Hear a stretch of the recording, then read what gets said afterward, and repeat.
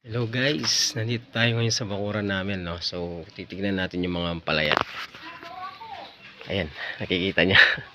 So, ayan yung mga bunga nila. So, nung napapansin nyo guys, ayan o. Mga bunga nila, papakita ko. Ito pa. Ayan yung mga bunga guys. So, napapansin nyo. Ayan, napakaganda ng bunga guys. So, kapag lumaki to, so ating lulutuin. Ayan, sa ating vlog.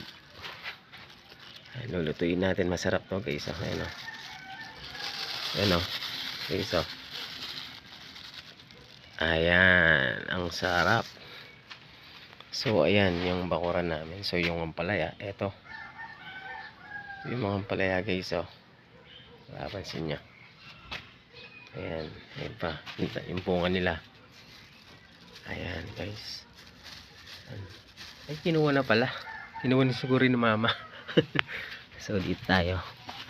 Ayan guys, oh. So, guys, nakikita niyo yung bunga. Ayan guys, yung bunga. Papakita ko sa inyo, ha. Ayan guys, oh. Wow. So, marami na naman tayong lulutuin, mga kamukbang. So, mumukbangin na nito pag lumaki. Ayan, oh. Ayan guys, oh. Ay, hindi nakikita. Ayan guys.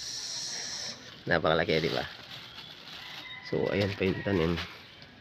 Ayan ang nakikita nyo. So, meron pa dito. Ayan guys, oh. Ayan. Ayan. So, ayan. Ayan guys. Ayan. Ang dami lang guys, sobra. So, malaki yung bakuran namin dito. Ay. Kayo, magtanim na rin kayo para meron kayong kinakain. Masarap kapag tanim nyo, talagang na-appreciate nyo yung halaga ng pagtatanim nyo, ganun, malamig yung mga kamay ninyo.